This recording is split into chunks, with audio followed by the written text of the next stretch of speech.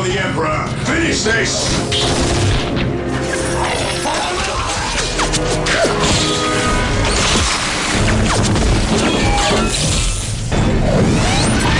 Higher ground! We'll gain the advantage!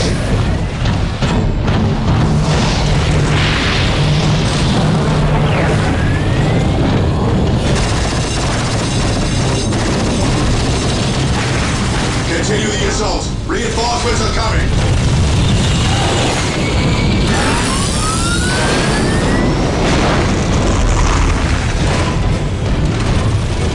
The monolith! We destroy that and this is over! Charge!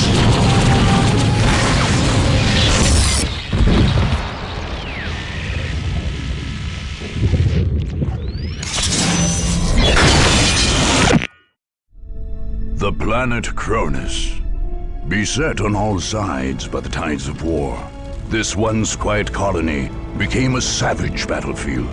7 armies clashed on this one world, each refusing to back down. Each convinced it was in the right. From beneath the sands of Cronus' central desert came the Necrons, ancient machines bent on eradicating all life. But another evil already had its eyes on the planet. From the depths of the warp, the demonic forces of chaos arrived to enforce their claim. To oppose these fearsome powers, the planet's rulers in the Tau Empire sent their elite soldiers and sophisticated battlesuits into the fray. From the mighty Imperium of Man came the Imperial Guard, there to secure Cronus for the glory of the God Emperor. Like a green tide, the Ork horde descended on Cronus, caring little for others' claims and sowing destruction in its wake. The Eldar, ancient enemies of the Necrons, emerged from their webway to pursue their own agenda on Cronus. And last came the Space Marines, finest and most uncompromising of the Imperium soldiers. Seeing a world beset by aliens and heretics, they undertook a great purge. A Dark Crusade had begun. It could only end with the total victory of one of these factions, and the total defeat of all others. The powers of chaos manifested in the once pleasant Deimos Peninsula on the southern coast of Cronus, transforming it into a blasted hellscape. Summoned by heretical cultists, the Black Apostle Eliphas the Inheritor emerged from the warp, leading a whole company of the Word-Bearer Chaos Legion. These heretical Space Marines had been to Cronus before, fighting against their loyal brothers during the dark days of the Horus Heresy. Eliphas had been but a young champion then, but returned a terrible Chaos Lord, ready to bring ruin to the galaxy at large. The Dark Crusade would be his proving ground. By defeating the many powers vying for the planet, he sought to gain favor with the dark gods he worshipped. Unless they could be stopped then and there, the Word-Bearers would strike deeper into the Imperium. Those opposing Warlord Gorgut's headhunters Green Tide faced the same challenge the Tau had faced on Cronus for generations. Pushing the Orks back from the deserts and cities was one thing, but dislodging them from the jungle was another altogether. Even the legendary Tau leader, Commander Farsight, had failed to purge the Ork-infested swamps of the Green Coast. Still, a complete purge wasn't necessary to break Gorguts. The Warlord had cobbled together his great horde, or Wa, in the parlance of the alien, from a large number of fractious clans and tribes. So long as the Warlord led the Wa to victory, their clan's loyalty was assured. But with enemies assailing them in their very homes, discontent reared its head among the Orks. Secondary chieftains wondered if they might not make better warlords than Gorguts. With these fissures in the Wa widening, the Orks' enemies struck. They drove deep into the Green Coast, hoping to eliminate Gorguts himself and plunge the Horde into infighting and rebellion. For Warlord Gorguts, the only solution was to crush the attackers under unrelenting waves of Orc warriors.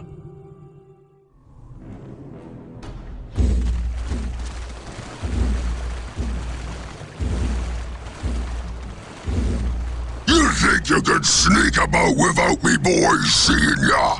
You think you can come for me, Ed? Orcs is never beaten in battle. Shut it, you grot! The rest of them are coming and we got to be ready. Tell the boys there's some killing to do. I made them big banners to remind the clans that they better keep their boys in line.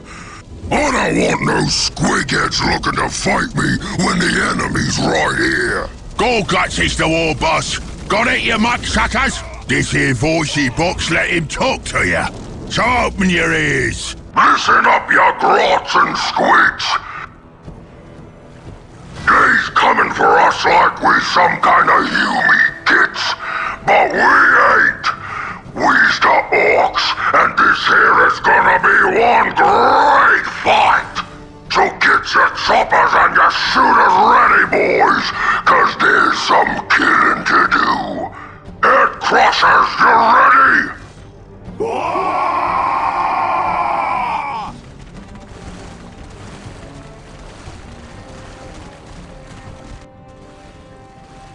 Foot stompers, you squiggles and saps ready?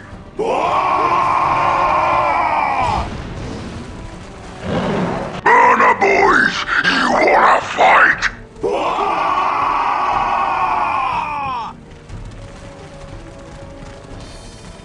Rocket Rangers, you in it or what?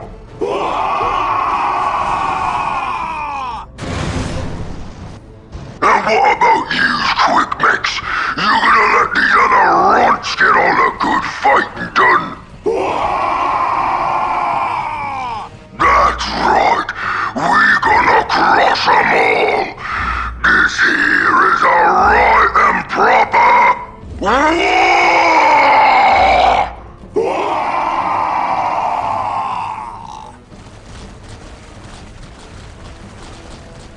You bring your biggest chaos boys or what? I don't want to waste no time on your little runts. Your time is the last thing I wish to waste, alien. Then quit your yapping and get to fighting. Enjoy your last moments of bravado, Orc. Gorguts ain't so tough. Get him! Ain't no grot lovers gonna leave me war! Chop 'em up, boys! Boss! The head crushers is rebelling! I can see that, you squid farmer! Shut your yap and get back to killing! But killing who, boss? The big banner is gone! The big banner is gone! I'm the boss now, so shut it! Head crushers! We's on our own now! The squiggers loose! Clear out, boys! Oh no! Oi! Gorgut's big banner just got itself stomped! We'll stomp all the Gorguts' boys! Here they come, foot stompers! Keep the trainer safe! I don't want no squiggers stomping our boys! You burner boy kids! They right there! Get a burning! Took you long enough to get to me, didn't it? Chaos moves at its own pace, alien, not yours. How about dying? You do that any faster? I got to plan the rest of me day. They will overcome us! I They will will miss this overcome banter us! once you are dead, Orc. You ain't got me yet. Got me one more surprise for you. The boss? Who's getting shot up? Ain't you the master of the obvious? Use explosives. The what? The bomb, you git. The bomb.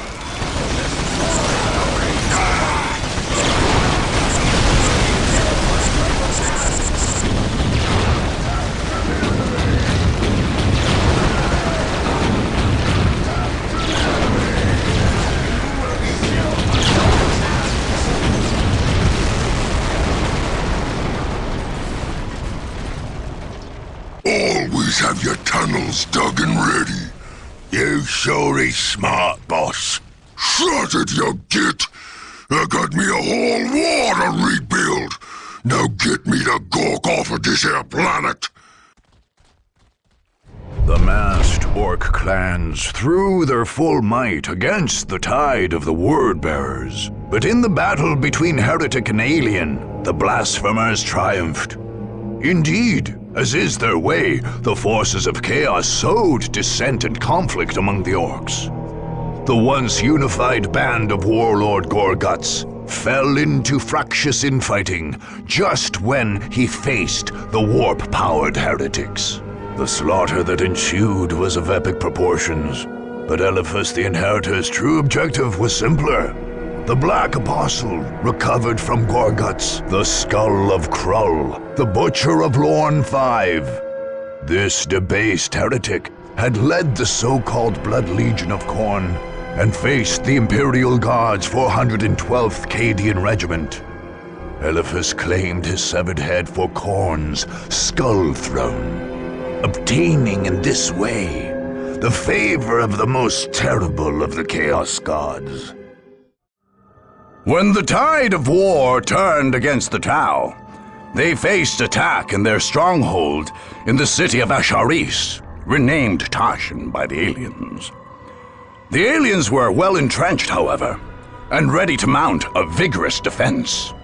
Shas Okais, the Tau military leader, made his headquarters in a mighty citadel in the city's center, forcing attackers to wend their way through the tight city streets, exposed to sniper fire and ambushes. Outlying bases in different quarters of the city supported his strategy, with Kroot warriors and powerful armored units harassing attackers even further. The Tau's only strategic vulnerability was Unity Plaza, the city's main public space. A sophisticated communications tower there could potentially be used by an attacker to expose the stealth units positioned across the city. Okais knew, however, that his attacker's ultimate objective would be assassination, not conquest. Onel Shorez, a member of the mysterious ethereal caste, led the Tau forces from the citadel in Tashin. Were he to die, Tau forces would crumble. But as long as the ethereal lived, the Tau would defend Tashin against all comers.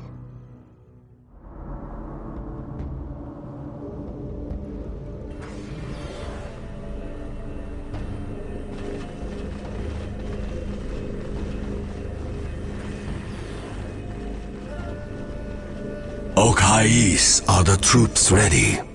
Yes, Ornell. The Earth Caste is completing construction of the Montkar command post. Our armored units are ready to deliver the killing blow. And our Kroot allies? Also ready, Ornell. The Kayun command post in the city's Kroot quarter is prepared, and the Shapers have readied the finest of their warriors.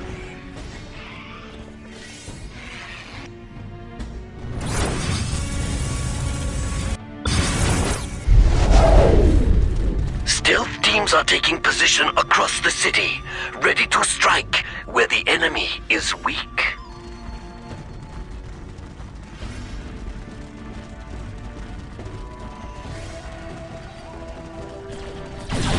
Don't let the prey get away.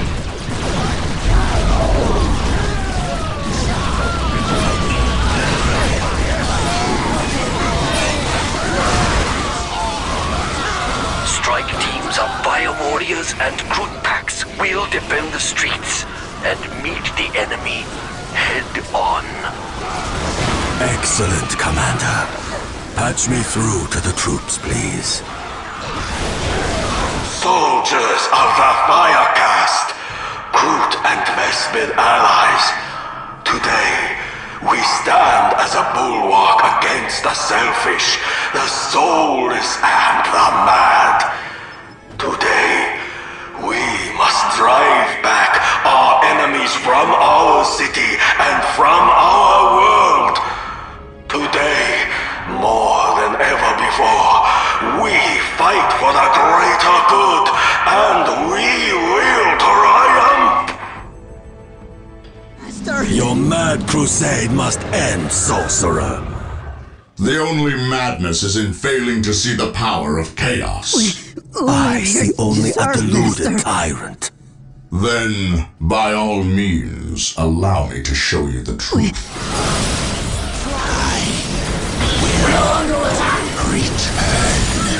Crisis Team Theta, attack! Cut them down! We are taking fire! They will overcome us! I do not fear you, human. We fight for the greater good. Mind can see Fire the odds warriors, stacked beat against these us. madmen back! Protect Onel at They will all overcome costs! us! She's our master!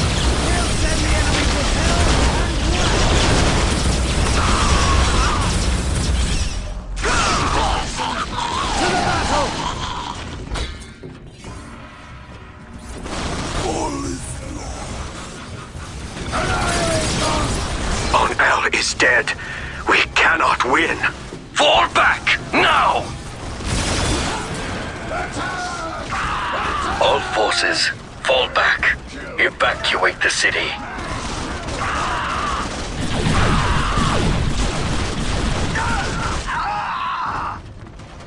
We will return, Onel, to Tau for burial. There is nothing left for us here.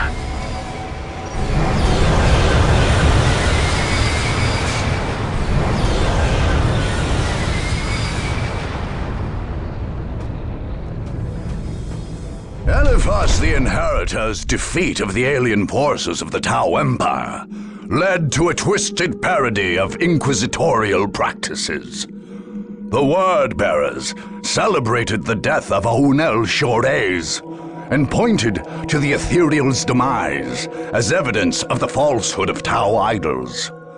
The heretical propaganda surrounding this event saw the Word-Bearers spitting back at the world the same accusations used to damn them. They called the Tau heretics and infidels, faithless creatures who worshipped empty ideals under the boots of the Hierophantic Ethereal caste. These acts were all directed at pleasing Lorgar, the Word-Bearer Primarch, who is said to rule the Legion from the demon world of Sycharis. The founder of the twisted faith preached by his Legion, Lorgar is said to hate the irreligious above all others. If so, it is not hard to imagine him smiling over the slaughter carried out in his name in the Tau cities of Cronus. The full extent of the Necron presence on Cronus did not become clear until those opposing them launched raids into the catacombs under the Thur Abyss Plateau. The first Necron massacres on the planet had occurred there, and their enemies expected to find some sort of alien bastion. Instead, they found an entryway into the underworld. Garbled reports from doomed scouts sent into the cavernous passageways revealed a network of catacombs honeycombing the entire plateau. Some of these now stood hollowed out, while others served as staging grounds for Necron forces. Worst of all, however, were the deeper tunnels, where row upon row of Necrons still stood, slowly waking to join their lord's global genocide. The attackers settled on a dangerous gambit. A strike force would enter the catacombs and plant a massive explosive device deep in the main cavern. An explosion there would collapse the entire network, crushing or sealing off the legions of still dormant Necrons and shattering those already risen. It remained to be seen if anyone could deliver this device, much less escape in time to continue the fight across Cronus.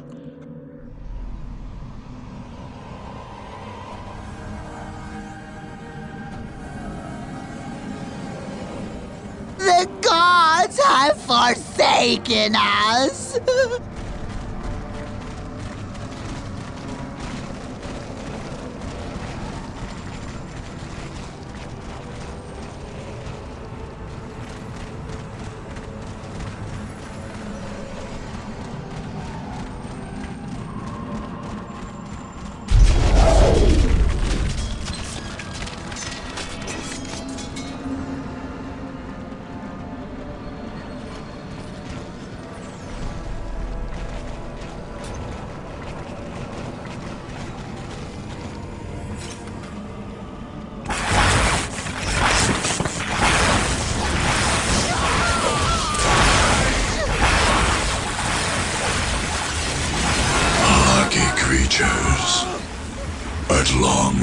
trust you have found the tranquility of death. I was like you once, clinging to life and blind to the truth.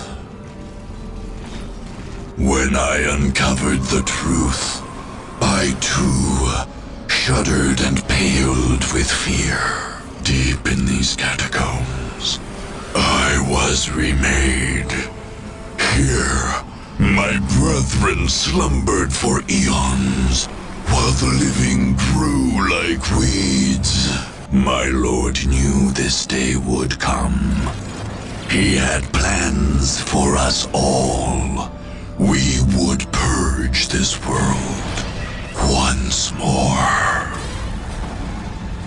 So come, poor victims of life. We will grant you tranquility in these crypts. Cronus will be a tomb world once more. Hear me, word-bearers. This day we destroy the hateful forces of the Star Gods. Warp-blessed Amphion and Zathus have prepared a great device, blessed by Lord Tzeentch's might. With it, we shall bring down these caverns and crush the Necrons.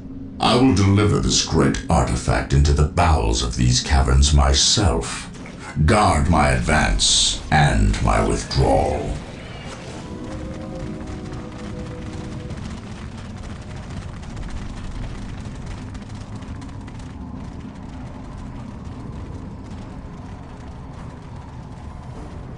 You have penetrated but the very surface of our catacombs.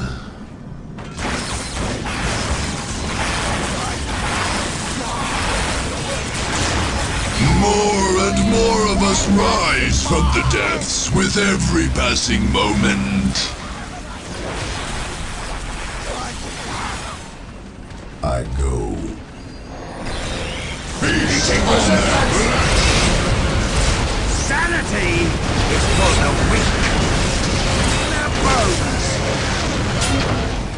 I seethe with purpose. The artifact is in place. I return to the surface.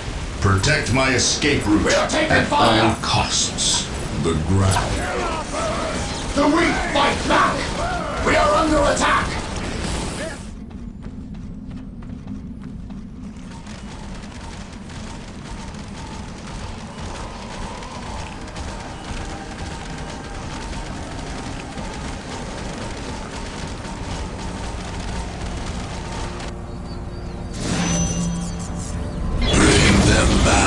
my lord. The living are escaping.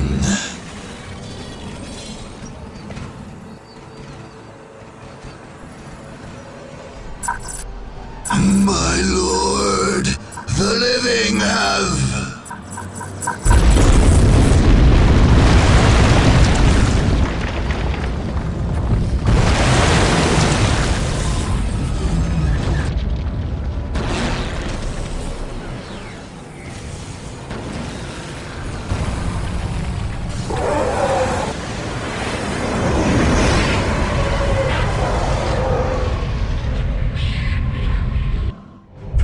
Subjects of the Emperor understandably took heart to see the word-bearers strike at the heart of the Necron infestation of Cronus. With two implacable evils turning on one another, the thinking went, the forces of right couldn't help but win.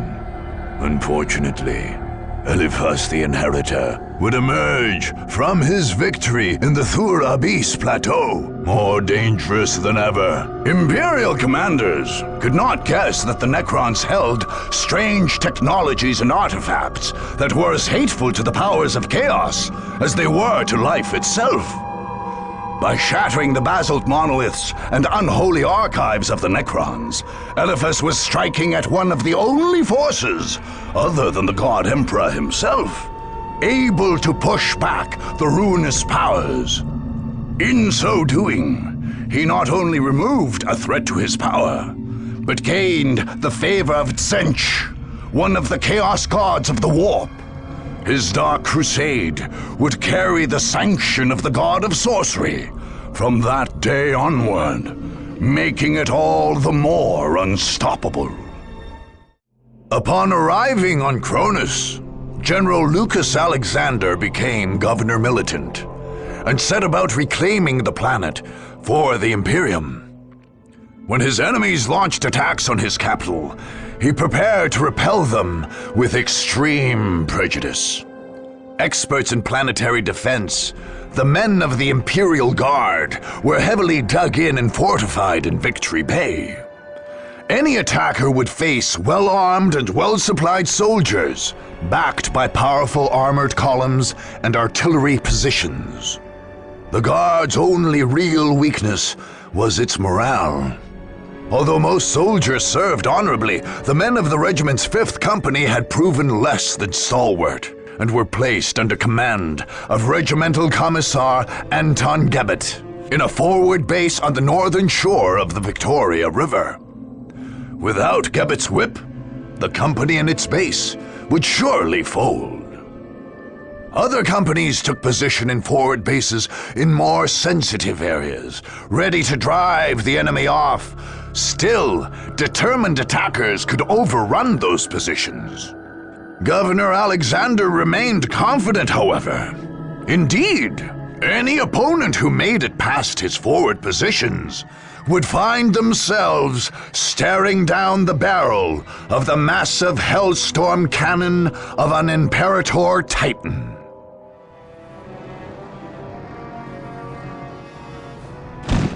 Fifth Company, this is the moment of truth. You will not fear. You will not falter. You will not give a single step to the enemy. But sir, if you will not serve in combat, then you will serve on the firing line. Enemies of the Imperium, hear me. You have come here to die. The immortal Emperor is with us, and we are invincible. His soldiers will strike you down. His war machines will crush you under their treads. His mighty guns will bring the very sky crashing down upon you. You cannot win. The Emperor has given us his greatest weapon to wield. So make yourselves ready. We are the 1st Cronus Regiment, and today is our victory day. What a rousing little speech, Governor. Unfortunately, your false Emperor can't touch us here. Ridding the Imperium of filth like you will be a pleasure. Oh, I assure you, the pleasure will be all mine.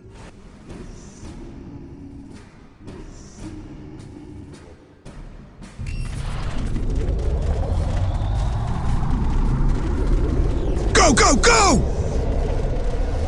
On my command, fire the Titan cannon.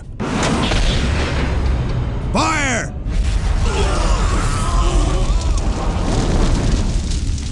Begin recharge. I want that gun firing again.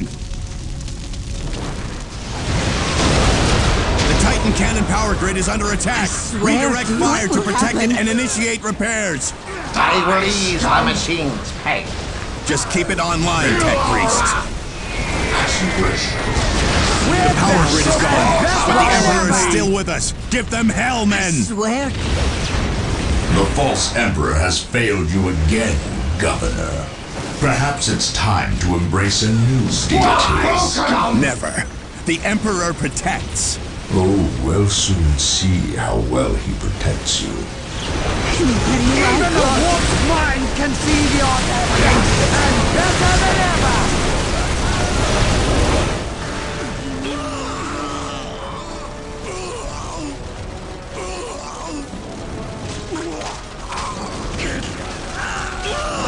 You will be killed by traitors' hands! Rejoice in the coming oblivion! Attack! Attack! the command post is gone. We can't hold them back much longer. We can't allow the Titan cannon to fall into their hands. Overload the core.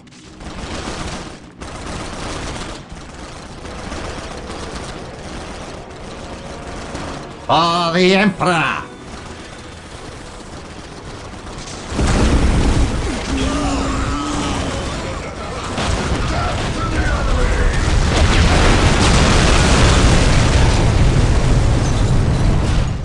militant Alexander's naming of his capital proved highly premature, as Victory Bay saw his troops broken and slaughtered by the powers of chaos. Eliphas the Inheritor led an unholy procession through the streets of the shattered city, his cultists shouting out terrible supplications and gathering up the dead and wounded. These unfortunates were brought before the great Hellstorm cannon that had formed the center of the Imperial defense. Eliphas' sorcerers, Amphion and Zethus, then performed a terrifying ritual using these rotting corpses as their sacrifice. With their dark words, the demon of plague and rot, bound into the cannon during the Horus Heresy, awoke anew.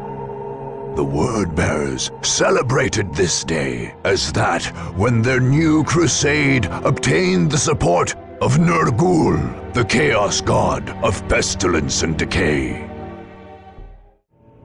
The Space Marines of the Blood Ravens chapter were well entrenched in their castellum in North Vandia when they finally faced an all-out attack. Utterly unwilling to surrender or retreat any further, the Blood Ravens prepared a mighty defense against the coming assault. Among those defending the keep were Space Marines drawn from the chapter's hallowed First Company. These were the hardened veterans of many crusades, each man ready and able to face down whole squads of enemy attackers. The Blood Ravens on the ground would be further bolstered by fresh troops arriving from the battle barge Litania Fury in orbit around the planet. Only two factors made the Blood Ravens at all assailable in their stronghold. Most critically, the fortress was unable to receive reinforcements directly from orbit. Captain Thule thus had to establish a forward base to receive drop pods and landing craft. Although well defended, this base could be taken.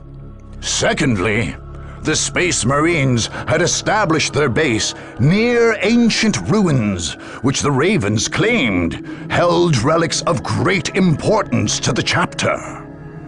Unwilling to desecrate the space by fortifying it, Thule opened the door to an enemy claiming the area and thus dealing a powerful blow to the normally unbreakable Space Marine morale. The Battle of North Vandia would be one of the bloodiest of the entire war. The enemy is at our doorstep and thinks he can push us off this world. He is already gloating. He can taste his victory. But what he fails to see is that we will make this his last meal. The Chief Librarian has ordered the purge of this world to protect our chapter's secrets. Are we to retreat with our duty unfulfilled? Are we to let a black mark stain the banner of the Blood Ravens? I say that we will not. I say our enemies will regret the day they ever decided to face us in battle. Our battle barge orbits overhead and will rain the Emperor's holy fury upon our opponents. More of our brothers will come to join the fight. But as ever, our enemy outnumbers us. Each of you must be an army in your own right. Veterans of the First Company, the finest of the entire chapter, stand with us. Let their valor guide your fire into the enemy's heart. Remember that we are Blood Ravens, brothers. We have all sworn to protect fonts of hidden knowledge. Each one of us must fall before handing this word to the enemy. The Emperor is with us. The unknown Primarch is with us. They have come for our blood, but they will drown in their own. We don't fear you, heretic. I should hope not, Captain. Fearless foes are much more satisfying. The only satisfaction we'll give you is a quick death. And now you tire me, Captain. I've heard far too much empty boasting already. Come on, then, if you think our boasts are empty. Patience, Captain. I will get to you in good time. Hold the east gate at all costs! We are taking fire!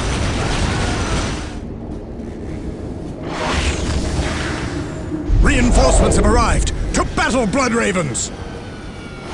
For the Emperor! We fight to the last man, brothers! This fortress shall not fall! Such inspiring courage. Perhaps we'll mount your corpse on golden chair and make an idol out of you as well. You pile heresy upon heresy, traitor! How could the Emperor have ever trusted trash like you? Wonder instead how we ever could have trusted one such as him, brother. We see the target! No! We cannot fail. The gene seed must be preserved. Get Captain Fuel to the Thunderhawk. Understood. Join them, Brother Apothecary. We will cover your escape. And you? We cannot allow the enemy to claim our relics. This area must be cleansed with orbital fire. The chapter will honor you, brother. There is no honor to be had in defeat. But someone must deliver the targeting beacon. Orbital control. Lock onto this beacon and fire. Full power.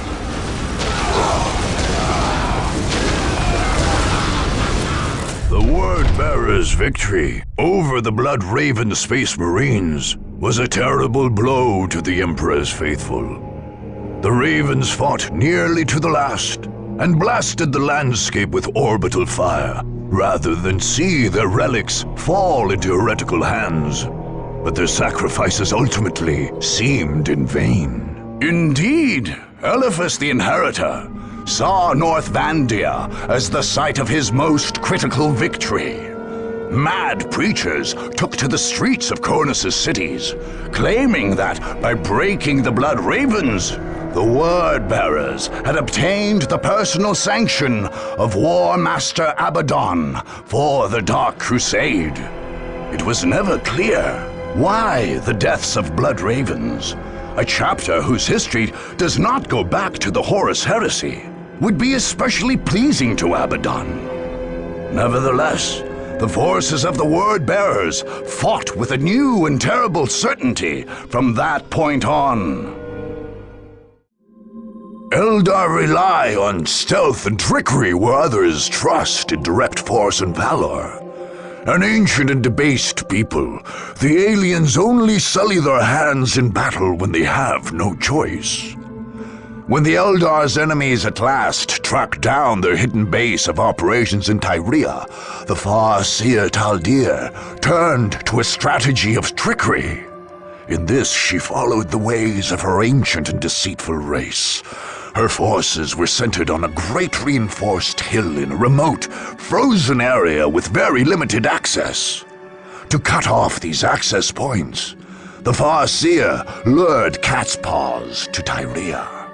Orks, dissatisfied with the war of Warlord Gorguts, followed advice whispered by Taldir's warlocks and camped right where they could screen the Eldar from attackers. The Eldar, nevertheless, built a substantial force of their own.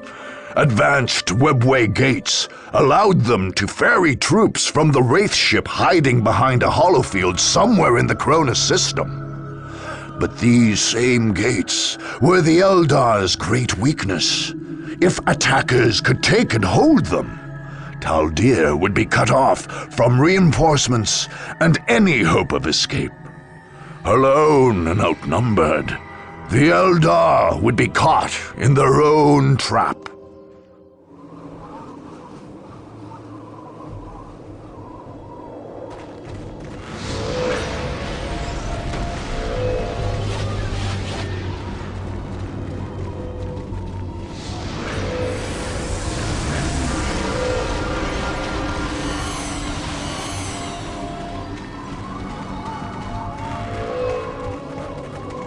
All is prepared.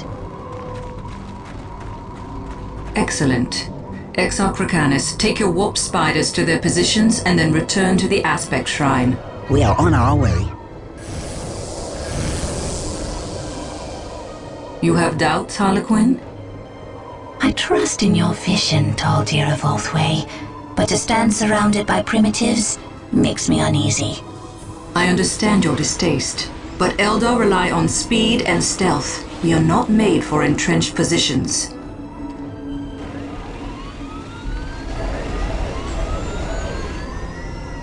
The Orks, however, make for excellent tools.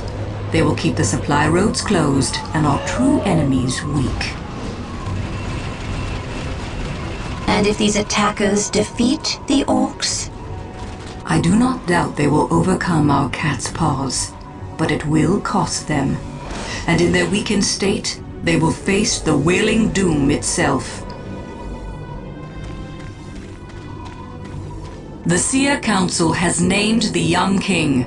Exarch Racanis of the Warp Spider Shrine shall sacrifice himself to awaken our most powerful warrior, the Avatar of Cain. None shall escape my wrath. My lord, the aliens are camped to the west. Yes, and their Farseer is with them.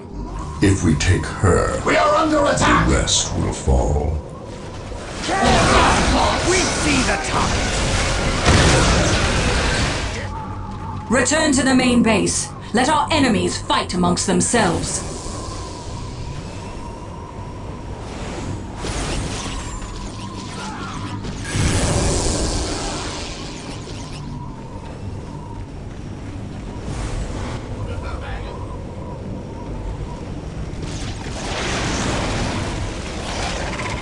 Get them! Get them all! Fight back! There's more than just puny Eldars here.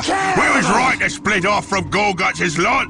We're gonna have us a proper war right here. War! The Bastion remains strong, Farseer, but the webway gates to your Wraith ship are vulnerable. Our course is clear then. Protect the gates at all costs. Without them, we may never escape this world. We must drive the attackers back. By dedicating the gates to the power of chaos, we can trap the aliens here forever. Even a warped mind can see the odds stacked against it! We hold it now! The enemy has taken a webway gate. Drive them back. We have it now! We cannot allow them to hold the gates for long. Show them no mercy, brothers and sisters.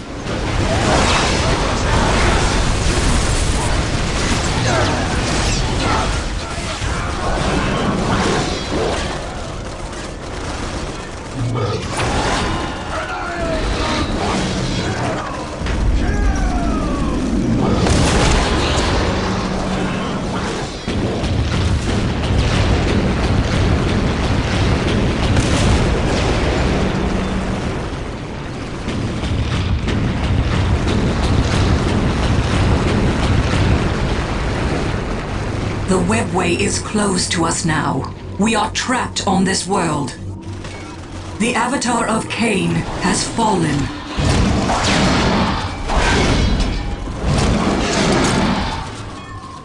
Go, all of you. Find what refuge you can in the wilderness of this world. Escape is still possible, Farseer. I do not deserve that title, Harlequin. My vision has failed us all. My fate is here, and I shall not flee from it.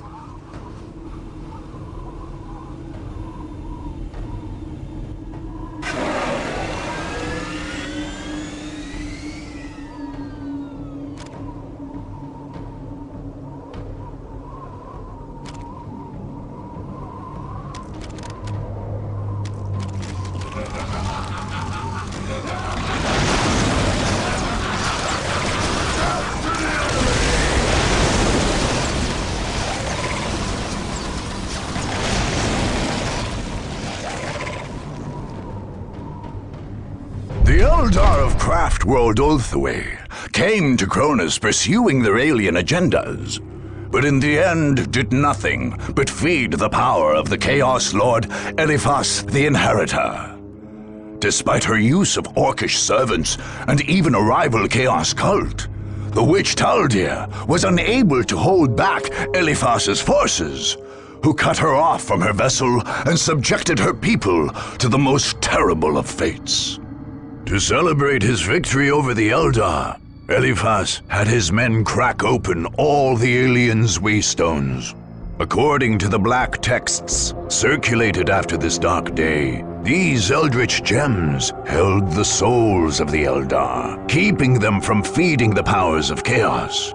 By breaking the waystones, the word-bearers fed thousands of Eldar souls to Slaanesh, the chaos god of excess and decadence, and obtained that dark deity's favor for their Dark Crusade. By the end of the Second Cronus War, the foul banner of the Word-Bearers flew across the entire planet. The very Earth cracked with the foul energies unleashed there. Warp storms racked the sky, and demons spread across the land. Where once a prosperous colony had stood, a foul demon world burned like a canker in the void. Black cathedrals rose in all its cities, and the entire population either converted to the blasphemous faith of Chaos Undivided, or became fodder for its blood sacrifices. The loss of a single world and a few 100 million souls would soon pale in comparison to Eliphas' next acts, however.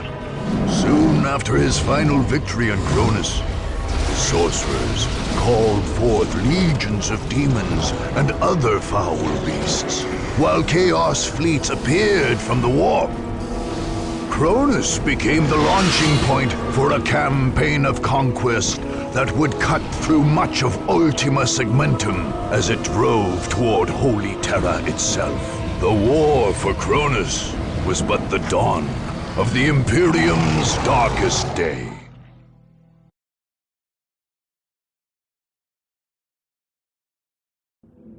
In a foul shrine in the Deimos Peninsula, lost souls summoned the Black Apostle Eliphas to Cronus. There the Word-Bearers raised their black temples and launched their assault on the world. Eldritch energies split the earth with abyssal fissures and remade the lush jungles into a nightmare landscape, pulsing with ruinous energies. A master demagogue, Eliphas made an advantage of the fractious nature of those bent to chaos. Instead of relying on a unified defense, he allowed his champions and cult leaders to establish their own satellite temples, where they could pursue their own dark rituals. Any attacker who hoped to defeat the Word-Bearers would have to run a bloody gauntlet of heretics, including some of the Legion's most veteran Chaos Space Marines. Indeed, killing the heretics on Cronus was pointless so long as the Great Warp Portal in Eliphas's Bastion remained open.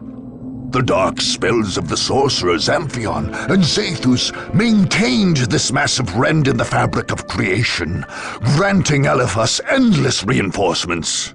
So long as the Deimos portal remained open, there could be no victory on Cronus. With the 37 keys of Tzeentch, we open the way for our brothers. With the 1,000 whispers of Slaanesh, we call to them. With the 12 plagues of Nurgle, we fell their enemies. And with the mighty axe of Khorne, we cut open the world for them. Yes, come forth to bear the word of chaos. Hear my warnings, unbelievers, carried to your minds by the power of the Prince of Excess himself. We have raised altars in this land, so that we may sacrifice you to our gods. Veterans of 10 millennia of unholy war wait to grind you beneath the treads of their mighty boots.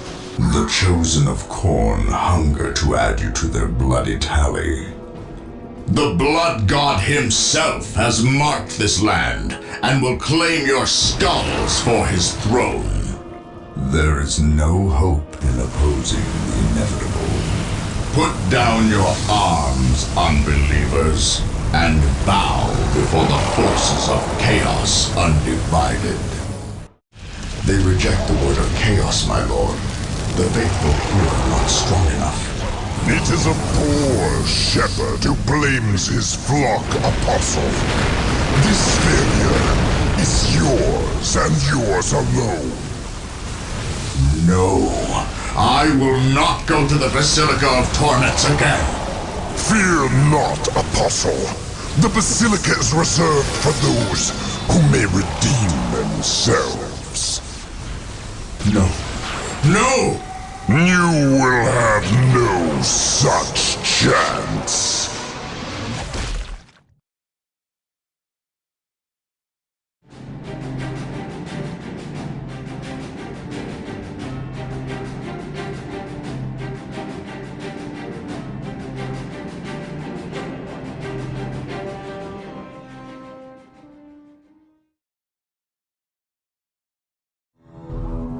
In the depths of Craftworld Ulthwé, the Eldar Farseer Taldir foresaw the return of the Necrons and their campaign of galactic genocide. She had driven the Imperial Guard on Lorne 5 against this ancient foe, but the threat remained real. When the Necrons rose on Cronus, Taldir faced a new problem. This planet on the galaxy's edge was beyond the reach of the Eldar webway. Instead of traveling from the Craftworld via this ancient system, Taldir's forces arrived aboard her wraith ship, the Vision of Lilith. This alien vessel hid at the edge of the system while an advance party took a small shuttle to the frozen wastes of Tyria. There, they erected special gateways linked to the holds of the Vision of Lilith. The Eldar found the planet in a sorry state. The Necrons were on the march, and the assortment of other powers on Cronus could not be trusted to stop them. Abandoning her habitual manipulations, Taldir ordered her forces to begin an all-out conquest of Cronus. If none of the Mon-Kai would stop the Necrons, the Eldar would do it themselves.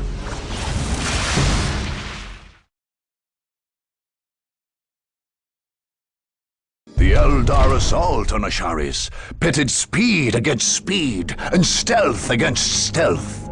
Ultimately, it was the ancient sorceries of Taldir and her seer council that prevailed over the alien technologies of the Tau defenders. The death of the Tau's ethereal ruler broke their morale, and Taldir simply allowed Shas Hokais to withdraw from Cronus.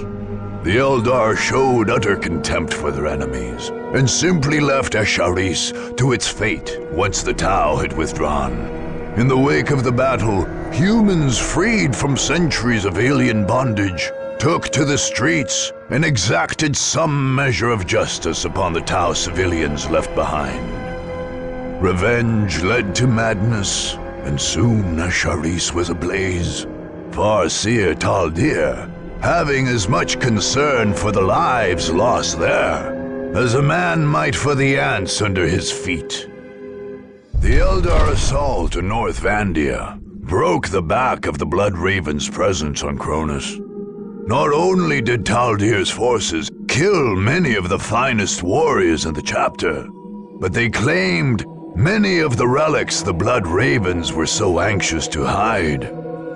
Although Chaplain Miklas sacrificed himself to destroy at least some of the chapter's dark secrets, others fell into Eldar hands. Taldir's warlock's treatment of the corpses of fallen space marines was even more galling to the surviving Blood Ravens.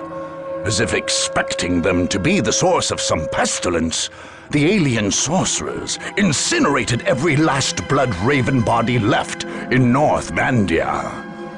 This made any planned operations to return to Cronus and recover the gene seed from the fallen battle brothers pointless. The chapter vowed revenge for the loss of its valuable gene stock. Taldir's manipulation of the Imperial Guard on Lorne 5 had resulted in her branding as an enemy of the Imperium. General Lucas Alexander had led his troops against her ever since. When the Farseer at last sent her troops into Victory Bay, both sides knew that this long chase was finally over. Alexander's men fought with bravery until the end, but the Eldar's combination of stealth, speed, and alien ruthlessness overwhelmed them. The hunt for Farseer Taldir ended with the swing of an alien blade. The tech priests in Victory Bay sabotaged the great Hellstorm cannon there, lest it fall into Eldar hands. But the Farseer still ordered her Bone Singers and Guardians to load the mighty gun with distort charges. When these warp power weapons detonated, they shattered the cannon into countless pieces. If there was any hope at all of ever restoring this mighty weapon to the Emperor's service, the Eldar dashed it forever. Farseer Taldir personally led her forces into the catacombs of the Necrons and delivered the massive plasma bomb that collapsed the catacombs, bringing tons of rock down on her foes and many of her own warriors. Perhaps to atone for this, she also led the efforts to recover the remains of the fallen. During this somber triage, Taldir uncovered the Tomb of the Lost, a crypt built eons ago by the Necrons to enshrine the remains of their victims. Within were the remains of several ancient Eldar, warriors in the First War against the Necrons. Taldir would return these to Ulthwé with great ceremony. Perhaps it was the presence of such antediluvian relics that drove the Farseer to complete her conquest of Cronus. Even with the Necrons defeated, she drove her forces forward into the territories as yet unconquered. No rock could be left unturned, she said, lest the Necrons rise anew on this world. Although the Necrons were Farseer Taldir's true prey, the Eldar hatred for the ruinous powers of Chaos was almost as great. Legends hold that the Chaos God Slaanesh was born from the fall of the original Eldar civilization, and Taldir's followers were anxious to beat back the human heretics who worshipped such a creature. Taldir's most senior aspect warriors led the drive into the Deimos Peninsula, singing the name of the Eldar war god, Kayla Menshakain, as they cut through the madmen, traitor space marines, and demonic filth arrayed against them. With the Chaos Gates closed and the word bearers broken, Taldir ordered her aspect warriors to withdraw. Her warlocks then performed a great cleansing rite. From orbit, kilometer-long runes appeared in bright fire, announcing the Eldar victory for all to see. Taldir's forces struck like a razor-sharp blade into the heart of the great Orkish horde, decapitating the Wa and plunging the remaining Orks into destructive infighting. Showing their contempt for the brutish warriors, the main Eldar force withdrew from the Green Coast immediately after it had disposed of Warlord Gorguts. Only a small cadre of rangers and a single warlock remained in the jungle, using their chameleoline cloaks and other devices to remain hidden from the warring clans. Anytime a chieftain seemed to be gaining enough stature to assemble the Orks into a viable force, the Rangers assassinated him, plunging the wild aliens into another cycle of infighting. Meanwhile, the warlock Enimaya, a member of Taldir's Seer Council, repeatedly offered poisonous aid to various Ork chiefs, sending them at each other's throats and keeping the race as a whole weak.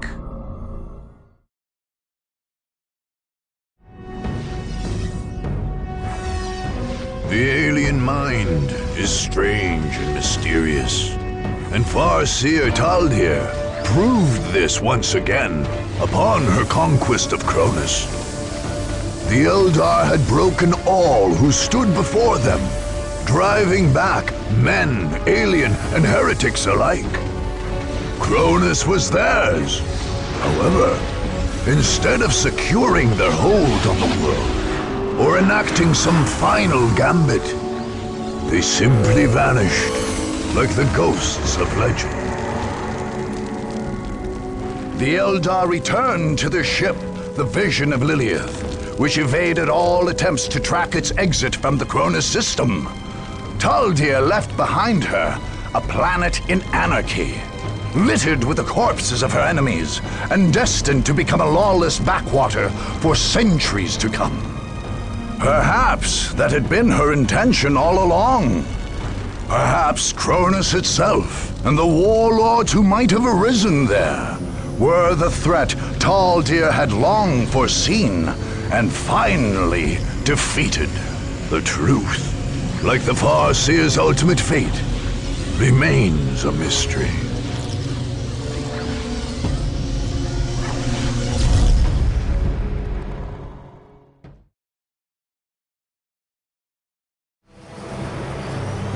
The Imperial Guard arrived on Cronus in pursuit of the Eldar Farseer Taldir. General Lucas Alexander found more than his prey there, however. He found his destiny.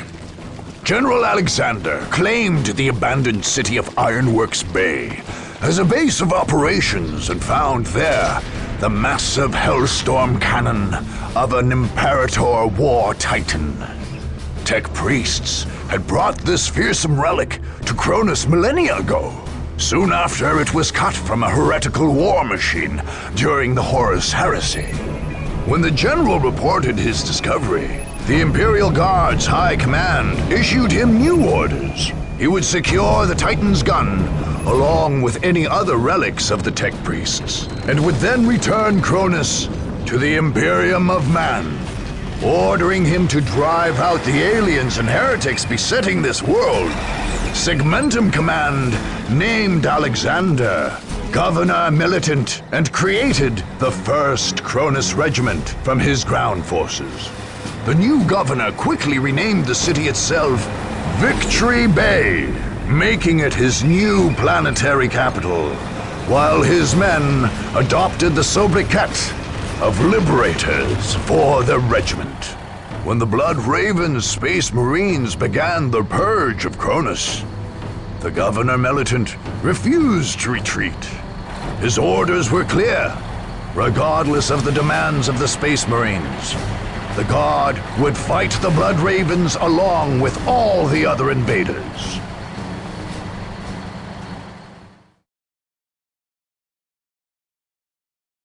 The terrifying battle through the underground labyrinth of the Necron catacombs cost the Liberators dearly.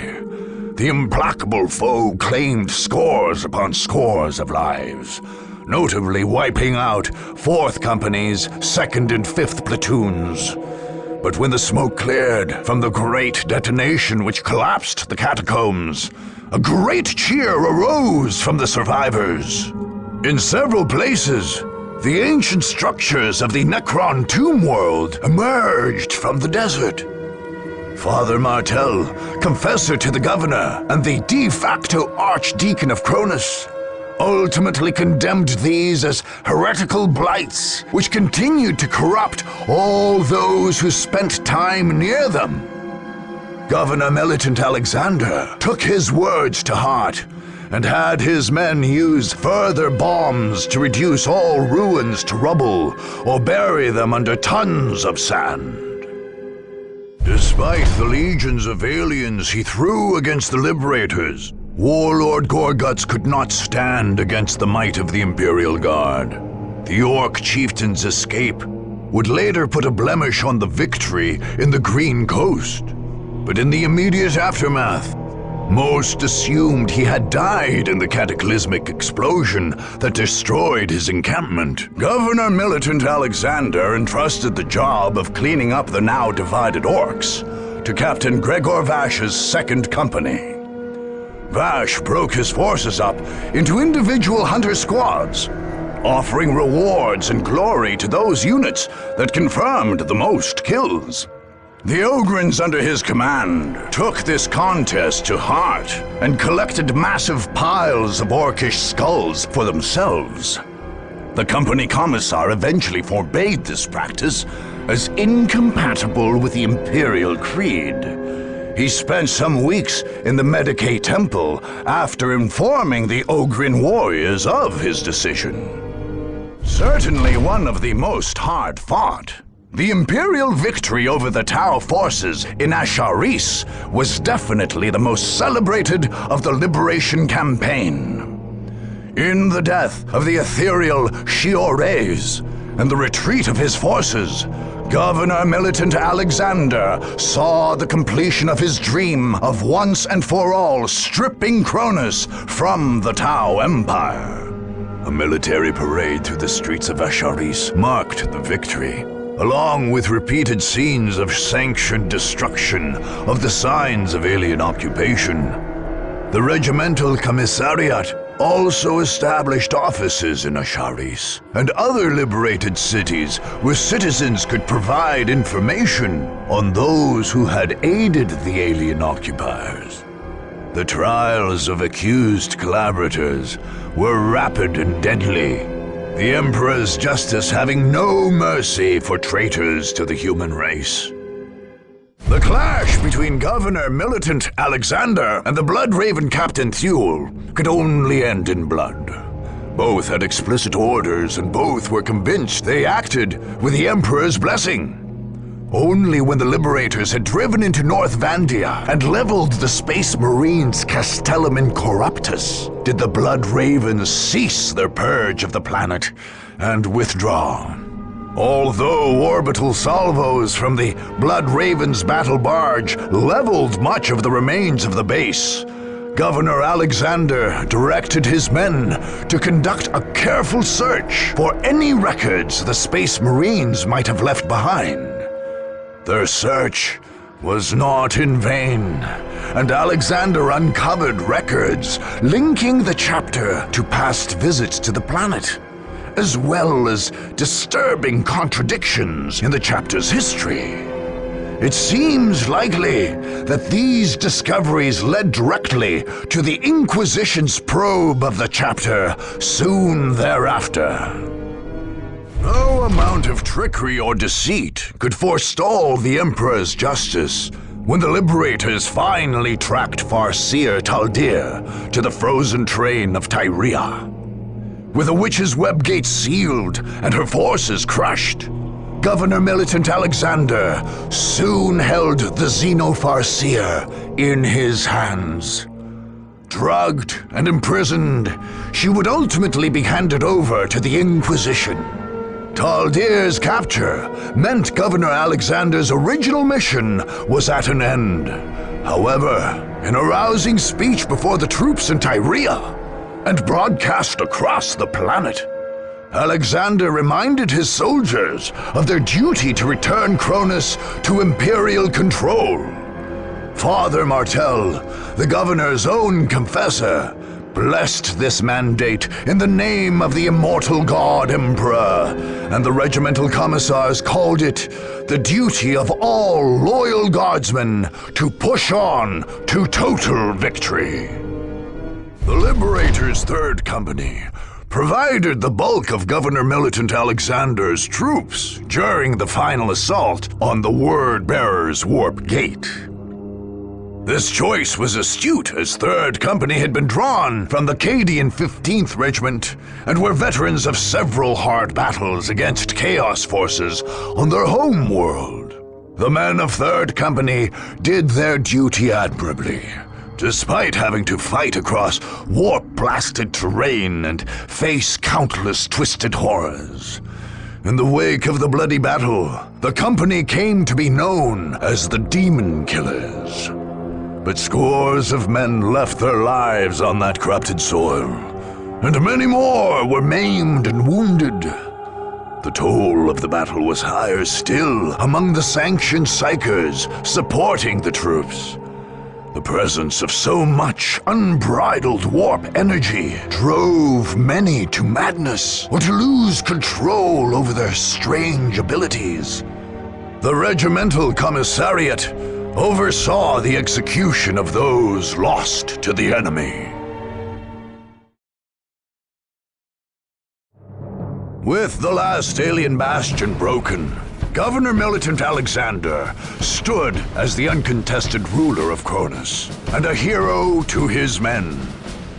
Even faced with the opposition of the Blood Ravens, the governor carried out his orders and received his rewards. Indeed, Segmentum Command ordered the Liberators to remain on Cronus during a pacification period, and then to ship out to the next conflict zone. Governor Alexander would remain behind to rule in the God Emperor's name. Large numbers of tech priests arrived on Cronus to oversee a massive campaign of public works, bringing with them the huge resources needed. In return, they gained permission to resume study of the Hellstorm Cannon in Victory Bay, hoping to return it to the Emperor's service. As for the Liberators, Governor Alexander promoted Captain Vash to Colonel and placed him in command. With the regiment still loyal to him, a planet at his command, and the tech priests of Mars in his debt, Lucas Alexander had begun his rise as a power to be reckoned with in this sector of the galaxy.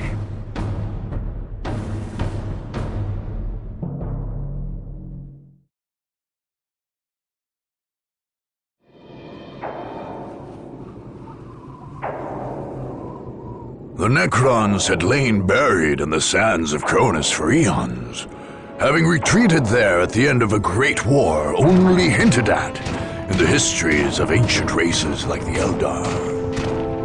Long before man even stood upright, the Necrons and their dark gods had retreated to their tomb worlds. But their slumber was not eternal. Eventually their genocidal deities awoke them again, driving them to purge the life that had spread across the galaxy during their sleep. On Cronus, this awakening came when an archaeological team opened a mysterious crypt on the arid Thor Abyss Plateau. Most of the team died, but expedition leader Thomas Maccabee somehow became one of the mysterious Necron pariahs. Seemingly retaining a hint of his personality, he occasionally spoke for the Silent Army as it advanced.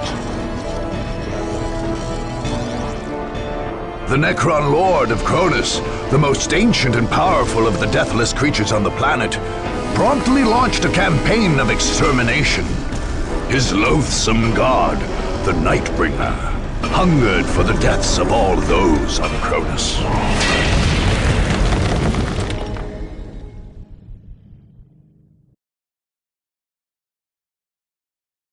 Imperial forces had faced Necrons before, notably on Lorn 5 and Verdus Prime, and it had cost the champions of man dearly each time. On Cronus, things only got harder.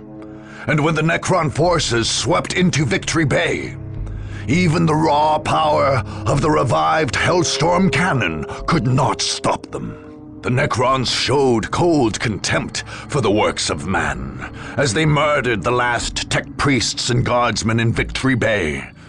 With none left to fear them and none left to die, they simply moved on to the next conquest. The remains of the great Titan gun they ignored altogether. even its mighty power, paling in comparison to the galactic genocide their gods demanded. In the most ancient of Eldar myth cycles, there are tales of the Necrons' bloodthirsty deities clashing with the powers of the Warp. Thus, the Necron assault on the Chaos Stronghold was something of a reenactment of that prehistoric war. The merciless wave of the material Necrons clashing with the unbridled madness of the Immaterium. Despite black sorceries and the rage of foul demons, even the traitor Space Marines could not stop the unending tide of Necrons. The Nightbringer's servants remained in Deimos for some time after their victory, seemingly focused on purging the very soil there, which had been tainted by the power of the Warp. Necron Goss weaponry atomized every last Chaos Temple and artifact left, not to mention all the corpses and the unfortunates who survived the initial attack. By the time the Necrons moved to their next target, the peninsula had become a scorched desert of ash and dust. Two unrelenting tides crashed into one another as the Necrons moved into the Green Coast. Imperial citizens can be forgiven for rejoicing to see the barbaric Orkish horde face the merciless advance of the ancient Deathbringers. No matter who won, however, the cause of man suffered. And when the Necron scythe decapitated the Orc horde, it was only one step on their march of galactic extermination. Orkish hordes are notoriously difficult to eradicate, since the beasts reproduce at a phenomenal rate. Indeed, Kronos' jungle had been the domain of feral orcs long before Warlord Gorguts arrived. The Necrons, however, applied their murderous resoluteness here as well, and systematically purged the jungle, one step at a time. Millions of orcs ultimately perished, each death a pleasing sacrifice for the Nightbringer. In the clash between the Young Tau Empire and the ancient evil of the Necrons, antediluvian determination won out over youthful exuberance. For all the tactical skill of Commander Okais, the Necron wave was unstoppable, and they purged Asharis just as they had all other regions before it. The retreat of the Tau forces left the remaining civilian population of Asharis unprotected from the Necron purge. Once their cold-blooded slaughter completed, however, the Necrons simply abandoned the city and its surrounding communities to the ages. Automated vid systems still broadcast images from the desolate streets, the bleached bones of Tau, Kroot, and humans lying still in the ash-strewn streets.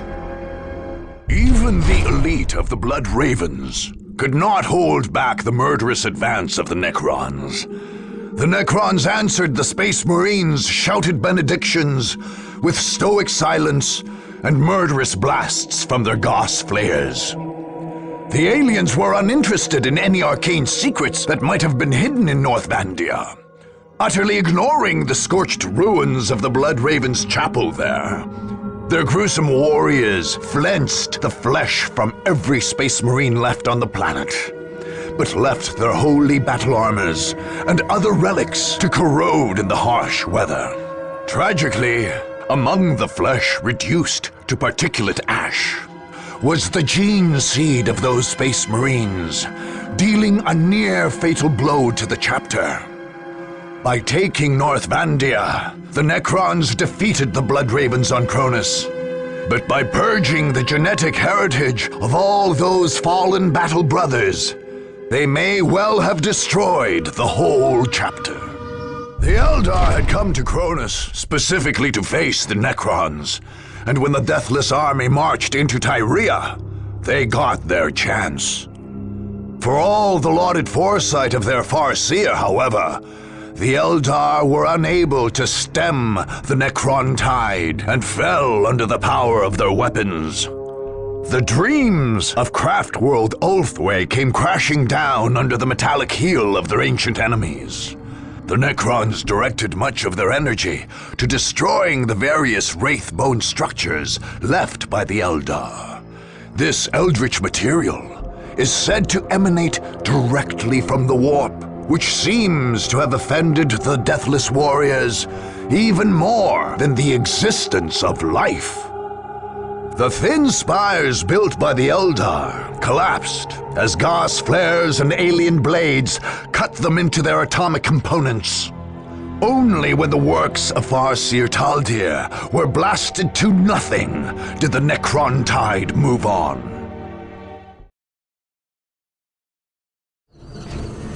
By the end of the Dark Crusade, Cronus was a tomb world once more.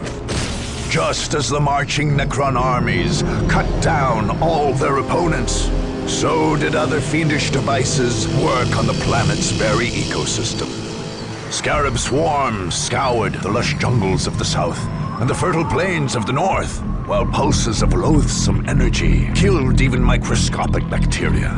The seas died and the air itself became rarefied and poisoned. Soon, sterile sand and dust swept across the Cronusian landscape, broken only by black monuments to the Nightbringer. Cronus became the black heart of the Necron purge in the eastern edge of the galaxy. Warriors emerging from the monoliths of Cronus would bring death to worlds across the Tau Empire, the domains of Ultramar, and many more sectors. Imperial strike fleets, Tau battle formations, and Eldar raiding teams would all try to retake Cronus, only to fall before the huge crypt vessels protecting the Tomb World from orbit. Each heroic effort only added more deaths to the Nightbringer's tally.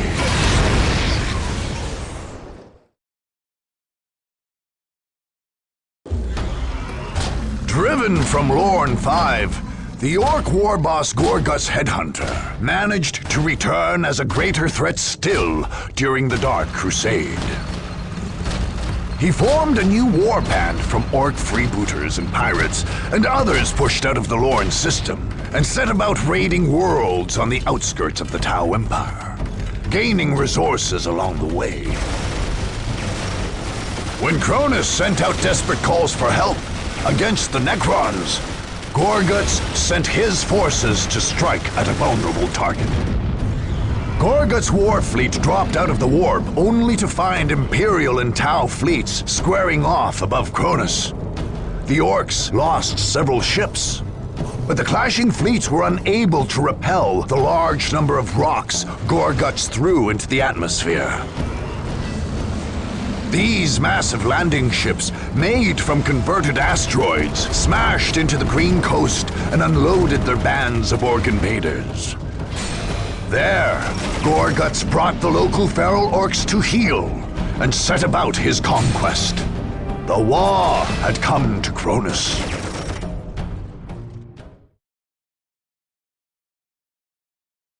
Before his arrival on Cronus, Warlord Gorguts had raided several other Tau colonies near the Damocles Gulf. This experience served him well as he sent waves of his boys against the Tau defenders of Asharis. Bloody melees between Orcs and Kroot showed the barbarity of both races, and Gorguts was happy to send waves of his Orcs to die under Fire Warrior fusillades until he could overwhelm their lines. In the end, however, the fall of Asharis was a frustration for Gorguts.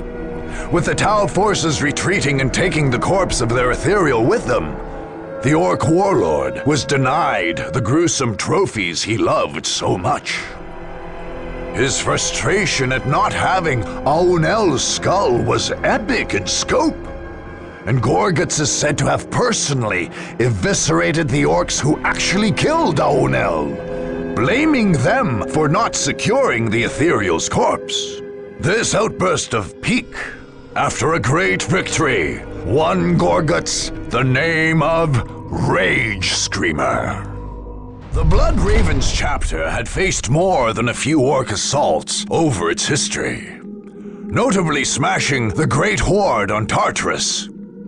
Perhaps because of this, the Orks under Warlord Gorguts approached the assault on North Vandia with especial glee. Here was their chance to prove themselves stronger than their race's greatest enemies. Victory in North Vandia cost Gorguts a huge number of his boys.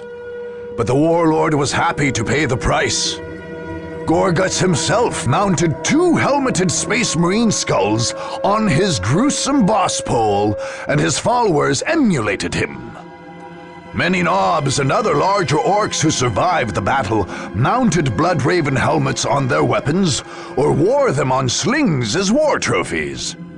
In the years to come, the battered red helms of the Bloodravens would remain the most prized trophy among Gorguts' Orks.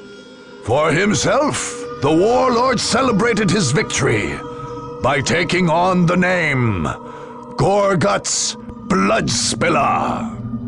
Gorguts had suffered at the hands of the Imperial Guard on Lorne 5, and saw his assault on Victory Bay as a chance for revenge. Unfortunately, Governor Militant Alexander and his first Cronus Liberators were unable to deny Gorguts his want. The Orc tide swept through the desolate city, spilling the blood of men with virtual impunity.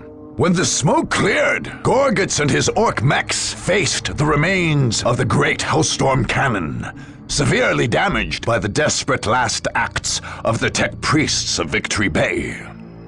Unconcerned with the heresy they enacted, the Orc mech boys scavenged every last component from the great circuits, using and abusing them to add power to their primitive guns and vehicles. In the wake of this battle, Gorguts assumed the name Gunsmasher. On Lorne 5, Warlord Gorguts had clashed with the Chaos Lord Krull, and that experience served him well when he sent his horde into the Demas Peninsula. Although huge numbers of Orcs fell to the foul demons and black sorceries of the Word-Bearers, Gorguts had plenty to spare, and eventually overwhelmed the heretics. Gorguts mounted the skulls of Black Apostle Eliphas and his sorcerers on pikes, and had them carried as grisly standards for his Waaagh. The other Orcish chieftains, as ever imitating the Warlord, promptly went on an orgy of decapitation, mounting the heads of the countless cultists and Chaos Space Marines left dead when Eliphas withdrew. In the wake of his victory, Gorguts assumed the name of Demon Killer. Accustomed to the vilest of environments, Gorguts' Orcs ran headlong into the gruesome catacombs of the Necrons. Although the Deathless Warriors reaped a massive bounty in Orcish lives, for once it was they who were swept under a ceaseless tide, as more and more of the green beasts poured into the caverns. When Gorguts detonated the massive explosive that brought down the caverns atop the Necrons, he left scores of his boys to be crushed. Nevertheless, the survivors cheered their boss, even laughing at the ruthlessness with which he had sacrificed their fellows. Gorguts' headhunter left the Thorabis Plateau without any fresh skulls, but with the new appellation of Deathkiller. Faced with the Orc horde, Farseer Taldir was perhaps too wily for her own good. Gorguts was more than happy to cut through the rebellious Orcish chieftain and self-obsessed heretic she used as dupes. Smashing the gates to the Eldar Wraith ship, Gorguts caught the Farseer in a simple noose and strangled her with it. On Lorne 5, Gorguts had tried and failed to claim Taldir's head, but this time he succeeded. As the fragile bodies of the Eldar lay broken across the frozen soil of Tyria, the Warlord and his horde howled at the night sky. Unable to make any real use of Eldar technology, Gorguts' beasts simply destroyed every piece of wraithbone they could find. In the wake of this grand sacking, Gorguts assumed the name Ghost Killer.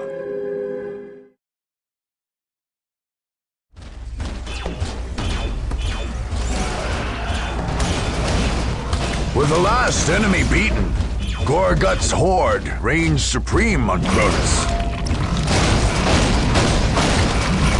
The warlord had draped himself in the cruel glory of the Orks, being hailed as the Headhunter, the Rage Screamer, the Blood Spiller, the Death Killer, the Daemon Killer, the Gun Smasher, and the Ghost Killer. The Orkish horde proceeded to pillage the planet to build their next invasion fleet. Gorguts himself set off at the head of that fleet, but Cronus remained an orc-infested world. And the warlord regularly returned there to gather forces for his next conquest.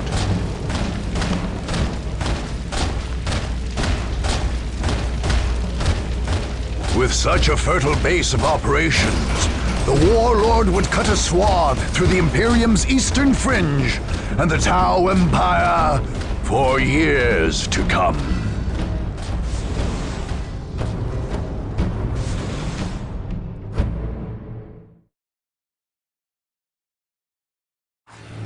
The Space Marines of the Blood Ravens chapter arrived on Cronus like the mailed fist of the Emperor.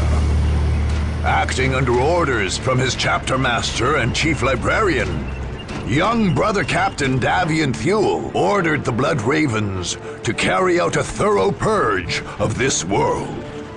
The chapter master had told Thule that ancient relics of the chapter were hidden on Cronus, artifacts from the mysterious early years of the Blood Ravens.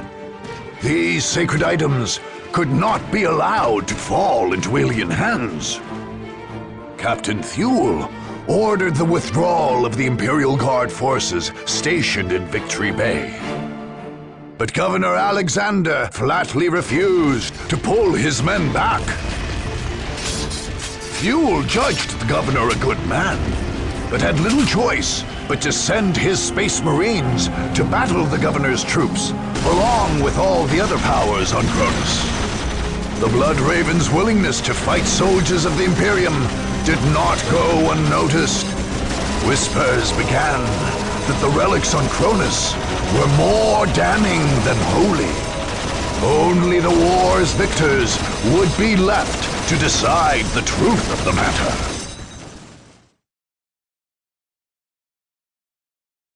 When the Blood Ravens leveled the Governor Militant's palace in Victory Bay, they brought an end to a sad conflict within the Imperium. Both Captain Thule and Governor Alexander were acting under orders of their superiors, and neither could back down when those orders brought them into conflict. Captain Thule and Chaplain Nicholas went so far as to praise the slain governor for his stalwart dedication to his orders. With his death, they arranged for the transport of the surviving guardsmen off-world. Most were sent towards Segmentum Command, with testimonials that they had done their regiment proud. The Blood Ravens were less forgiving to the rebellious guardsmen of the 5th Company. Although these men had shouted their loyalty to the Emperor's Angels of Death upon the death of Commissar Gebbet, the Space Marines showed them no favor. Indeed, these guardsmen had taken up arms against their regiment, and the Blood Ravens judged them traitors to be executed. The final assault against the Necrons in the catacombs under the Thur Abyss Plateau became the thing of legend among the Blood Ravens. Descending into that sepulchral underworld, the Battle Brothers must have felt cut off from the Emperor's light altogether. Nevertheless, they fought with all the courage and steel of the Imperium's finest, bringing holy fire to the enemies of all life. Those brothers who emerged from that charnel underworld marked their armors with a small elongated skull, emblematic of their fallen Necron foes. The chapter's 2nd Company, which contributed most of the forces sent into Thur Abyss, would add the Necron skull to its heraldry and adopt the motto, "Victory over Death." The Blood Ravens' assault on the Black Temples of the Deimos Peninsula replayed the tragic battles of the Horus Heresy. Once again, Space Marine fought Space Marine. One side holding true to the Emperor's light, the other fallen into blackest heresy. The Blood Ravens faced this battle with zeal, anxious to bring down those who had betrayed all they stood for. In the end, the Blood Ravens weathered the assault of demons and traitors alike, closing the warp gate that was feeding the heretical army, and bringing down the fiendish Black Apostle who led it. As for the desecrated temples and foul shrines that dotted the landscape, the librarians of the chapter cataloged and recorded all their contents. They then undertook the safe transport of these black artifacts to their librarium, where they could be safely destroyed. As they had on Tartarus, the Blood Ravens cut with surgical precision into the heart of the Orc horde on Cronus. The hardened Space Marines, sent into the depths of the Green Coast, answered the green tide with waves of bolter fire and the faith of true soldiers of the Imperium. The swamps ran red with the blood of Orcs as camp after camp fell to the Blood Ravens' purge. That warlord Gorguts managed to escape Cronus weighed heavily on Captain Thule. He surmised, correctly as it turned out, that the Orc would someday return to plague the Imperium again. In an effort to make sure no other Orcs survived, Thule ordered a massive scorched earth campaign, burning hundreds of thousands of square kilometers of jungle to purge the Orcs once and for all. During the earlier Damocles Gulf Crusade, the Tau Empire had repelled the Nova Marines who landed on Cronus. In their assault on Asharis, the Blood Ravens more than avenged the Nova Marines' defeat. Much as the Third Company had during the Battle of Magna Bonum on Tartarus, the Blood Ravens' Fourth Company fought its way through the streets of Asharis, one block at a time, pushing back at the Tau Fire Warriors and Kroot Carnivores with steely determination. The Tau commander, Kais, did manage, however, to cheat the Blood Ravens of one prize, namely, the body of the ethereal Shihores, which would undoubtedly have ended up understudy in the chapter librarium and apothecarion. As it was, Apothecary Gordian spent many days collecting the alien blood samples left behind when the Tau withdrew with the corpse of their slain ethereal. The Blood Ravens had suffered Eldar trickery on Tartarus and Rahe's Paradise not long before their arrival on Cronus. In Tyria, they avenged their fallen battle brothers with alien blood. By sealing the Eldar Farseer Taldir's webway portals, they blocked any possibility of her escape. What followed was a careful hunt for every last alien in Tyria, culminating in the death of Taldir herself. The chapter's librarians, for their part, spent much of the aftermath of the battle studying the remains of the fearsome demon summoned up by the Eldar. This so-called avatar of Cain, the savage incarnation of a blasphemous alien god, crumbled into inert matter at the battle's apex. Epistolarianteus, senior librarian on Cronus, made sure that each piece was collected, catalogued, and shipped back to the chapter librarium. In later years, this would cause the Blood Ravens no small amount of trouble.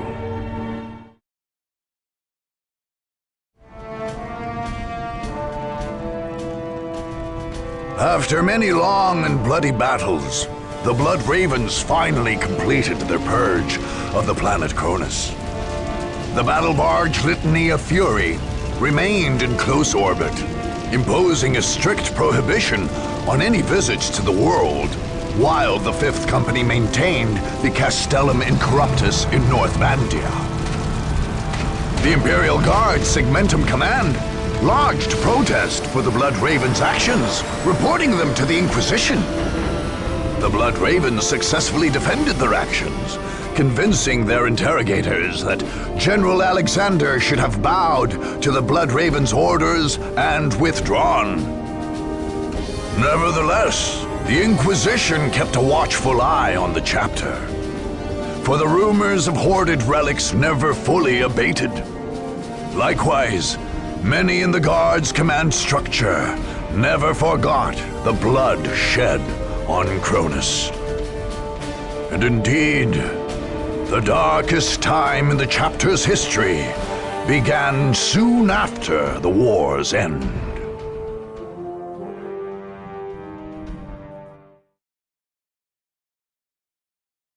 The rise of the Necrons and the arrival of other powers on Cronus was a threat the Tau Empire could not ignore.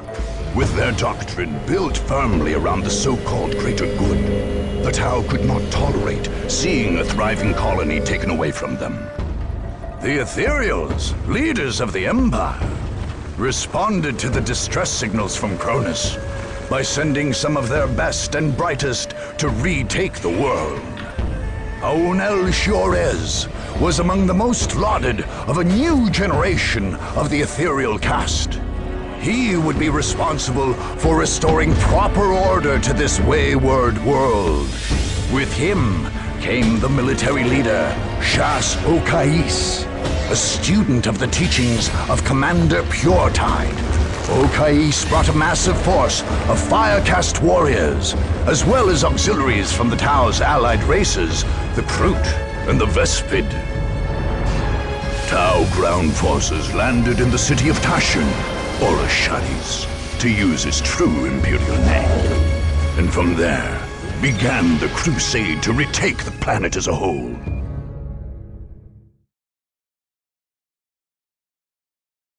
Although other powers on Cronus threatened the Tau forces there with outright extermination, the Imperial Guard forces, centered in Victory Bay, threatened the legitimacy of the Tau claim to the world. Given the aliens' unshakable faith in their own cause, this was in many ways the greater threat. And Okais led his forces into Victory Bay as crusaders against heresy more than anything. This drive ultimately overcame the defenses set up by Governor Militant Alexander's forces. In the aftermath of the battle, the Tau rounded up the surviving guardsmen and established a re-education camp in an attempt to make them betray the God Emperor and embrace the Tau cause. Many resisted, most notably a Kasserkin squad which managed to escape into the countryside and launch a small guerrilla campaign. But others succumbed and surrendered all they knew to the Tau. In the years to come, the forces of the Imperium would have reason to rue this last betrayal, as Tau forces struck at weak points on several planets. Okais' drive into the Necron catacombs relied heavily on the stealth and speed of his forces to deliver a fusion bomb to the heart of the deathless enemy's power. His gambit succeeded, although he left many soldiers behind him. In the wake of the battle, Aunel Shiorez directed the creation of a vast research complex on the Thur Abyss Plateau. Under the protection of fire warriors, the scientists of the Earth caste began the slow process of studying the technology used by the Necrons. The few pieces of Necron weaponry and smashed warriors that did not fade out of existence were subjected to very close scrutiny indeed. Whether or not the Tau Empire was ever able to make use of this ancient and loathsome technology is unknown. But their weaponry continues to advance, much to the chagrin of the Imperial forces facing them in combat. The Tau forces who came to Cronus had not fought any major battles against the Agents of Chaos, and could not know the madness that awaited them. Nevertheless, Okais' forces held strong, refusing to give in to the demons and heretics. The Force pushed forward and finally disrupted the black enchantment that had brought the Chaos Space Marines to Cronus. Somewhat miraculously, not a single of the Tau soldiers fell into warp heresy during the assault. In the wake of this battle, however, the soldiers of the Fire Caste struggled to understand just what they had witnessed. Onel Shiorez acted quickly to preserve his forces against the power of heresy. He ordered that all structures and ritual artifacts on the peninsula be leveled and the area sealed off under guard. Crude carnivores, who had partaken of the flesh of dead Chaos Space Marines, and cultists were ruthlessly hunted down, lest the taint make its way into their gene matrix. The legendary Tau commander Farsight had led troops on Cronus some decades before the Dark Crusade, and had smashed the Ork horde of the war boss Bonecracker. Okais studied Farsight's tactics, and used them in his assault on the Green Coast. By eliminating Warlord Gorguts, he plunged the Ork horde into a cycle of infighting that effectively took them out of the battle for Cronus. Still, Onel Shiorez was hardly pleased that Cronus' jungle remained infested with feral orcs. Even with other opponents still to fight, the Ethereal directed significant numbers of fire warriors and Kroot carnivores to hunt the remaining orcs, taking back 1 square kilometer of jungle at a time. The Kroot proved the most successful here, taking over much of the ecosystems of these areas in order to hunt down the orcs. Soon, the jungles of Cronus resembled the Kroot homeworld of Pesh more than anything. Tau forces and Space Marines had clashed on Cronus during the Damocles Gulf Crusade. But these had been small hit-and-run engagements. The Tau assault on North Vandia was something else altogether, with Okais leading his troops in an assault on the entrenched and well-defended Blood Ravens. Warriors of the Emperor, the Space Marines left many Tau and Kroot dead, but were unable to hold back Okais' tide. When the Blood Ravens left Cronus, many of their finest soldiers lay dead in North Vandia. In the Blood Ravens, Onel Shiorez saw what he considered the worst of the Imperium of Man. The Ethereal called their faith madness, and their purge of Cronus murder on a global scale. He chose, thus, to preserve the remains of the Space Marine fortress in North Vandia as an example of the opposition the greater good faced in the wider galaxy. The Dark Crusade represented one of the first major clashes between the Tau Empire and Eldar forces. Both alien powers favored speed and stealth, and both employed a variety of inhuman technologies. Ultimately, the young surpassed the old, and Okais' forces overran the Eldar in Tyria. The Tau forces were very keen to learn the secrets of Eldar technologies. Negotiations for the release of Eldar prisoners could begin only after hostilities ended on Cronus. In the meantime, Watercast diplomats conducted extensive interviews with all Eldar prisoners.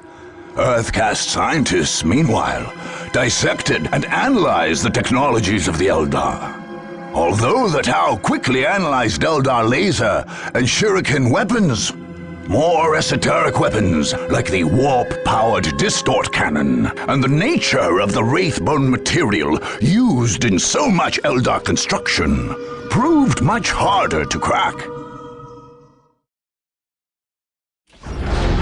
With the last enemy stronghold broken, the Tau hold on Cronus became secure once again. The task force sent from the Tau homeworld remained on the planet to secure it, and soon thereafter, further waves of settlers and colonists arrived from across the Empire. The humans left on Cronus found life increasingly difficult for them. Many had embraced the Imperial return, and now found themselves subject to re-education or other penalties. Intensive colonization by Tau and Kroot led to a rapid demographic swing, with the human population dwindling to less than 5%. a decade after the Dark Crusade. Although no public announcements were ever made to this effect, it seems clear that human births on Cronus also dropped precipitously. In part, this is due to the single-gender re-education camps imposed by the town. But it is also possible that the alien powers undertook some form of sterilization project, all for the so-called greater good. Whatever the truth, when Cronus was admitted as a full sept of the so-called Third Sphere, its human population was but a footnote.